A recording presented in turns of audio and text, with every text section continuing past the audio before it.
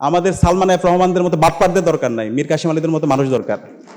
একই সাথে আমাদের যদি বলি বেগম খালেদা জিয়া, আমাদের বেগম খালেদা জিয়াদের মতো নেত্রী দরকার, যারা বাংলাদেশের প্রশ্নে আপসহীন হবে, বাংলাদেশপন্থী যে রাজনীতি, দেশের স্বাধীনতা সার্বভৌমত্ব ভারতীয় আধিপত্যবাদের বিরুদ্ধে যিনি কথা বলবে, যিনি বলবে এই দেশের এই ভূখণ্ড এই মাটিতে আমি থাকবো, আমি কখনো আমার এই দেশ ছেড়ে যাব না, শত বান্ধা বিপদ ঝড় তুফান নির্যাতন নিষ্পেষণ যা হোক না কেন, কিন্তু আমি এই ভূখণ্ডে আমি থাকবো, এই ভূখণ্ড আমার, দেশের স্বাধীনতা সার্বভৌমত্ব অখণ্ডতার জন্য আমি কথা বলবো।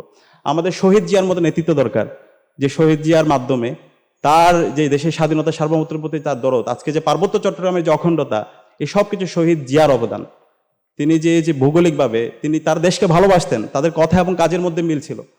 আমাদের শাহ আব্দুল হান্নানদের মতো লোক দরকার, তিনি একজন আমলা ছিল, কিন্তু আমলা থাকার পর আজকে দেখতে পাই আমরা যারা সরকারে আমলা, তাদের বিরুদ্ধে শত শত কোটি টাকার তাদের বিরুদ্ধে দুর্নীতি, কিন্তু একটা পয়সার দুর্নীতি কেউ দেখাতে পারেনি শাহ আব্দুল হান্নানদের বিরুদ্ধে। এই সময় যদি আমরা না পারি, তরুণরা যদি আমরা না পারি, তাহলে বাংলাদেশ আর কখনো পারবে না। এবং আমি বিশ্বাস করি এই তরুণরা পারবে। এই তরুণরা হাসিনার মতো একজন দানবরে হটিয়েছে। জুলাই বিপ্লবে তরুণদের মাধ্যমে হয়েছে। গত 16 বছর অনেক আন্দোলন সংগ্রাম হয়েছে, আমাদের মুরব্বীরা আন্দোলন সংগ্রাম করছে, কিন্তু আন্দোলন সংগ্রাম ব্যর্থ হয়েছে। কিন্তু জুলাই বিপ্লবে তরুণরা আন্দোলন নেতৃত্ব দিয়েছে এবং সফলতার সাথে এই ফেসিবাদকে মুক্ত করেছে। তা আমি বিশ্বাস করি এই বাংলাদেশের তরুণরা, তারা আজকে ইনসাফের পক্ষে তারা প্রতিনিধিত্ব করছে, তারা আজকে সত্যকে সত্য বলতে শিখে গেছে, তারা নিজেদেরকে আগামীর বাংলাদেশ রাষ্ট্র পরিচালনা করার জন্য নিজেদেরকে যোগ্য উপযোগী হিসেবে নিজেদেরকে তৈরি করতে চায়। এবং আমি বিশ্বাস করি আগামীর বাংলাদেশের তরুণরাই নেতৃত্ব দিবে ইনশাআল্লাহ। অনেক বড় স্বপ্ন এসেছিলাম, কিন্তু এই ঢাকা বিশ্ববিদ্যালয়ে আসার পরে আমরা একটা সিট পাইনি। একটা রুমের মধ্যে 60 থেকে 65 জন থাকতে হতো, যেখানে 10 জন থাকতে কষ্ট হয়ে যায়।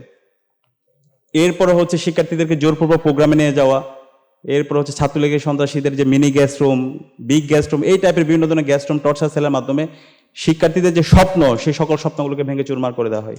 পরবর্তীতে আমি হল থেকে চলে যাই, আজিমপুরে মেসে উঠি, কিন্তু আমার যে ফোকাস, সেই ফোকাসে আমি ছিলাম।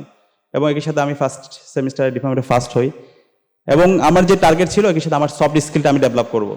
সে কারণে ওই সময়ের যেই সামাজিক যে সংগঠনগুলো আছে, সেগুলোর সাথে আমি কানেক্ট হয়েছিলাম। টিএসসিবি থেকে অনেক সংগঠন আছে, ডিবেট, বাদন এবং বিভিন্ন সামাজিক সংগঠনগুলোর সাথে। একই সাথে নিজের সফট স্কিল ডেভেলপ করা, সে ডেভেলপ করার জন্য যে মাইক্রোসফট ওয়ার্ডের কাজ, যা যা কাজগুলো, সেগুলো শেখার চেষ্টা করা।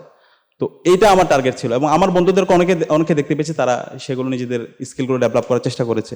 সেকেন্ড ইয়ারে আমার অনেক বন্ধুরা দেখতে পেয়েছি, তারা তাদের ডিপার্টমেন্ট নিয়ে তারা হতাশায় কাজ করতো। তখন তারা কি করলো, তারা একটা এক্সট্রা ল্যাঙ্গুয়েজ শেখার জন্য আইএমএল এ ভর্তি হয়েছিল। আমার অনেক বন্ধুকে আমি দেখতে পেয়েছি, তারা চাইনিজ ভাষা শিখেছে, সেই ভাষা শিখে পরবর্তীতে তাদের কেরিয়ার অনেক শাইন করতে পারছে। অনেকে জাপানিজ ভাষা শিখেছে, অনেকে অ্যারাবিক শিখেছে, ইংরেজিটা ভালো করে শিখেছে। তো যেটা হোক, সেকেন্ড ইয়ারে গিয়ে যদি আমরা যদি একটা এক্সট্রা ল্যাঙ্গুয়েজ শিখতে পারি, সেটা আপনাকে অনেক কাজে দিবে। এখন সারা বিশ্বব্যাপী যারা ভাষা জানতে পারে, তাদের দামটা কিন্তু অনেক বেশি। থার্ড ইয়ারে গিয়ে আমাদের অনেক বন্ধুদেরকে আমরা দেখতে পেয়েছি, তারা একই সাথে তাদের একাডেমিক এক্সেলেন্সি, তারা এক্সট্রা ল্যাঙ্গুয়েজ জানে, তাদের স্কিল ডেভেলপমেন্ট করেছে। আর একই সাথে সে হচ্ছে আইএলস, জিআরই, সেটার প্রস্তুতি সে নিয়েছে। একই সাথে হচ্ছে সে থার্ড ইয়ার থেকে যাদের বিভিন্ন বাংলাদেশে কম্পিটিটিভ এক্সামের যে প্রস্তুতি, সেই প্রস্তুতিগুলো তারা নিয়েছে। তো থার্ড ইয়ার, ফোর্থ ইয়ার এভাবে যদি সে প্রস্তুতি নেয়, তাহলে তার যদি একাডেমিক এক্সেলেন্সি থাকে, তার সফট স্কিল থাকে, সে ভালোভাবে কথা বলতে পারে, একই সাথে হচ্ছে তার কম্পিটিটিভ যে এক্সাম, সেটার জন্য তার প্রস্তুতি থাকে, তাহলে আপনি বলেন একজন শিক্ষার্থী ফোর্থ ইয়ার শেষ করার পরে, অনার্স শেষ করার পরে তার কি আর কোনো হতাশায় কাটানোর তার কোনো সুযোগ আছে?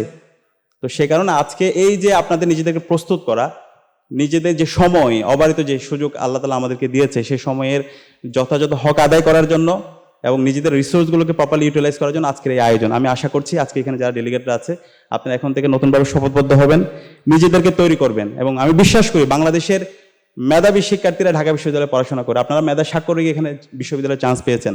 সুতরাং আমরা যেন অলসতায়, উদাসীনতায় নিজেদের এই গুরুত্বপূর্ণ সময়কে নষ্ট না করি। আমরা যারা ঢাকা বিশ্ববিদ্যালয়ে ভর্তি হই, অনেক ক্ষেত্রে আমরা নিজেদেরকে ছোট মনে করি, কিন্তু দেখবেন আপনাকে নিয়ে শুধুমাত্র আপনার আব্বা আমার স্বপ্ন দেখেন, আপনাকে নিয়ে পুরো আপনার জেলা আপনাকে নিয়ে স্বপ্ন দেখে। সুতরাং এই মানুষদের দিকে তাকিয়ে হলে আপনাকে কিছু করতে হবে। এই সমাজের প্রতি, এই রাষ্ট্রের প্রতি আপনার দায় আছে। তো আমি কিছু সফল মানুষের কথা বলবো, যে মানুষগুলো সারা পৃথিবী পরিবর্তন করে দিছে। এরকম কয়েকজন ব্যক্তি আমাদেরকে হইতে হবে, যারা এক একটা প্রতিষ্ঠানের রূপ নিয়েছে, সারা বিশ্বব্যাপী একটা বিপ্লব করে দিয়েছে। এর মধ্যে একজন হচ্ছে নাজিমুদ্দিন এরবাকান, যিনি তুরস্কের প্রেসিডেন্ট ছিল। ওনার একটা বই আছে দাওয়াম, আপনার যদি সুযোগ থাকে এটা পড়তে পারেন। দাওয়াম মানে হচ্ছে মাই স্ট্রাগল, মানে উনি কি পরিমাণে স্ট্রাগল করেছেন এবং স্ট্রাগল করে আজকে তুরস্ক রাষ্ট্রকে সারা বিশ্বব্যাপী নেতৃত্ব দেওয়ার মতো একটা দেশ হিসেবে তিনি রূপান্তর করেছেন। তো এই নাজিমুদ্দিন এরবাকান তিনি তুরস্কের মিডল ইস্ট টেকনোলজিক্যাল ইউনিভার্সিটি বলা হয়, যেটা ইস্তাম্বুলে, সেখানে পড়াশোনা করেছেন, মেকানিক্যাল ইঞ্জিনিয়ারিংয়ে পড়াশোনা করেছেন।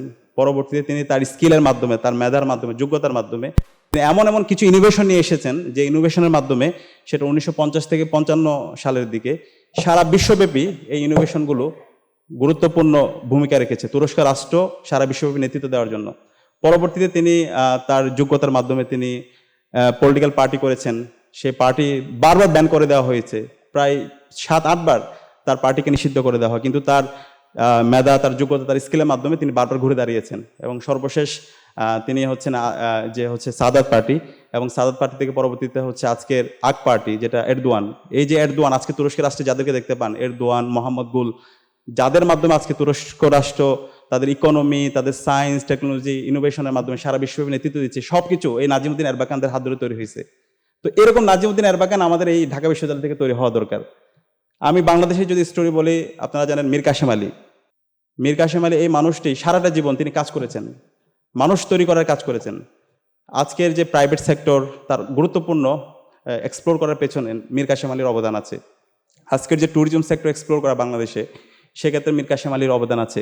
আজকে পার্বত্য চট্টগ্রামে যেই ট্যুরিজম সেক্টর এবং পার্বত্য চট্টগ্রামের যে জিও পলিটিক্যাল, জিও স্ট্র্যাটেজিক্যাল যে সিকিউরিটি, সেক্ষেত্রে তার গুরুত্বপূর্ণ অবদান আছে। পার্বত্য চট্টগ্রামের এখানকার যারা উপজাতিরা আছে, এই মানুষগুলোর জন্য, তাদের স্বাস্থ্যের সুরক্ষার জন্য উনি কাজ করেছেন। বাংলাদেশে যে স্বাস্থ্য সুরক্ষার জন্য অনেকগুলো প্রতিষ্ঠান আছে, এই যে ইবনে সিনা থেকে শুরু করে অনেকগুলো প্রতিষ্ঠান, সেগুলো মীর কাসেম আলীর হাত ধরে তৈরি হয়েছে। আজকের যে ইসলামী ব্যাংক অর্থ ব্যবস্থায় আজকে বলা চলে একটা বিপ্লব হয়ে গেছে, সেটা হচ্ছে মীর কাসেম আলীদের হাত ধরে তৈরি হয়েছে। তো এরকম অনেকগুলো মীর কাসেম আলী আমাদের দরকার। আমাদের সালমান এফ রহমানদের মতো বাটপারদের দরকার নাই, মীর কাসেম আলীদের মতো মানুষ দরকার। একই সাথে আমাদের যদি বলি বেগম খালেদা জিয়া, আমাদের বেগম খালেদা জিয়াদের মতো নেত্রী দরকার, যারা বাংলাদেশের প্রশ্নে আপোষহীন হবে। বাংলাদেশপন্থী যে রাজনীতি, দেশের স্বাধীনতা, সার্বভৌমত্ব, ভারতীয় আধিপত্যবাদের বিরুদ্ধে যিনি কথা বলবে, যিনি বলবে এই দেশের, এই ভূখণ্ড, এই মাটিতে আমি থাকবো, আমি কখনো আমার এই দেশ ছেড়ে যাব না। শত বাঁধা বিপদ, ঝড় তুফান, নির্যাতন, নিষ্পেষণ যা হোক না কেন, কিন্তু আমি এই ভূখণ্ডে আমি থাকবো, এই ভূখণ্ড আমার। দেশের স্বাধীনতা, সার্বভৌমত্ব, অখণ্ডতার জন্য আমি কথা বলবো।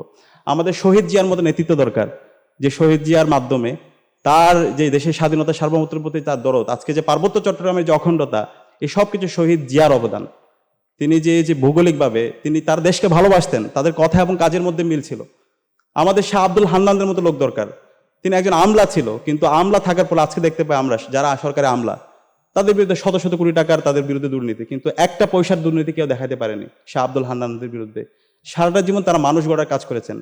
তারা ছোট ছোট পাঠচক্র করতেন, মানুষদেরকে নিয়ে কাজ করতেন, সমাজ কল্যাণমূলক, ছাত্র কল্যাণমূলক কাজ করতেন। তো এই ধরনের মানুষ, স্কিলফুল মানুষ আমাদেরকে হয়ে উঠতে হবে। বাংলাদেশে আজকে ডেমোক্রেটিক ডিভিডেন্ড চলছে, এই সময় যদি আমরা না পারি, তরুণরা যদি আমরা না পারি, তাহলে বাংলাদেশ আর কখনো পারবে না। এবং আমি বিশ্বাস করি এই তরুণরা পারবে। এই তরুণরা হাসিনার মতো একজন দানবরে হটিয়েছে।